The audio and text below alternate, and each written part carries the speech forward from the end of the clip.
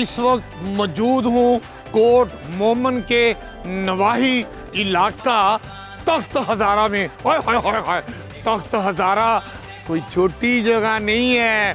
तख्त हज़ारा एक ऐसा मुकाम है जिसके साथ प्यार, मोहब्बत और इश्क की ऐसी ज़बरदस्त दास्तान जुड़ी हुई है कि वारिस शाह ने जो हीर रांझे का किरदार लिखा था, वो जो रांझा साहब थे उनका ताल्लुक इसी मिट्टी के साथ था। और जब आपको याद होगा कि रांझा को उसकी मोहब्बत के सिलसिले में उसके घर वालों ने उसको बेघर कर दिया, तो रांझा साहब इधर आ गए और वो फिर इधर ही रहे।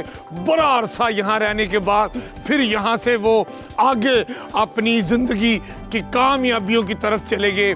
ये मुकाम एक कदीमी मस्जिद और अमाम बारगाह के तौर पर भी जानी और पहचानी जाती है। हीर रांझे का जो रांझा था उसके अंदर भी मोहब्बत का ये जो अंसर था, प्यार फैलाने की बात थी, मोहब्बत की बात थी, इस मिट्टी में भी और यहाँ पर मौजूद मस्जिद और अमाम बारगाह में आज भी वैसी मोहब्बत और प्यार पाया जाता है। यहाँ पर 10 मुहर्रम हो, यहाँ पर 12 रबीउल अव्वल हो, यहाँ पर शिया सुन्नी इस तरह प्यार मोहब्बत के साथ रहते हैं कि पूरे पाकिस्तान में एक मोहब्बत की ये एक खूबसूरत सरजमीन है जो तख्त हज़ारा कहलाती है।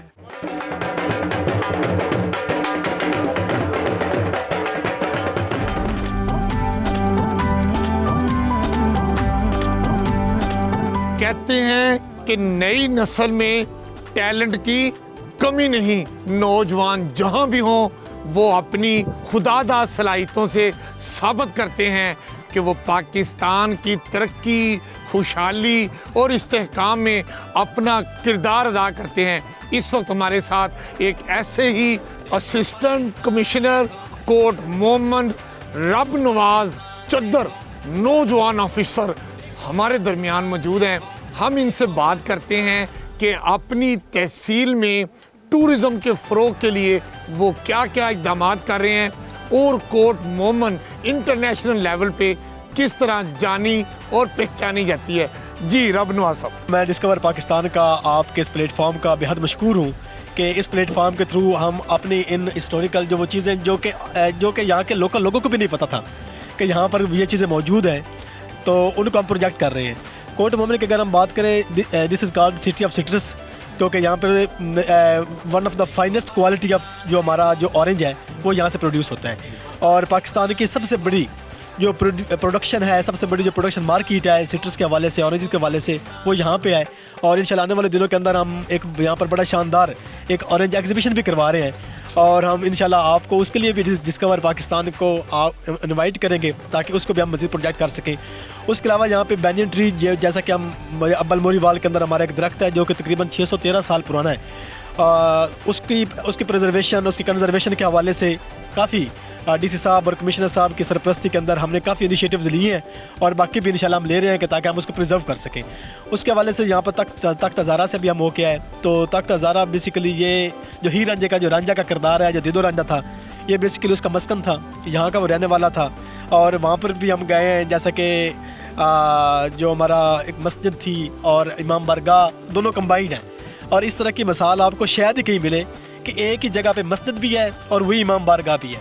तो ये मोहब्बत और आपस में उनस की एक ऐसी लाजवाल दास्तान है, लाजवाल मिसाल है कि जिसका मज़हबी हमआहंगी के हवाले से तो जिसका प्रचार जो है वो रांझा साहब ने अपने हीर रांझा की दास्तान के अंदर, जैसे वारिस शाह साहब जो हैं वो कहते हैं, तो उसको हमने प्रोजेक्ट किया है। हमारे मुआशरे के अंदर पहले बहुत ज़्यादा मायूसी है, डिप्रेशन है, फ्रस्ट्रेशन है।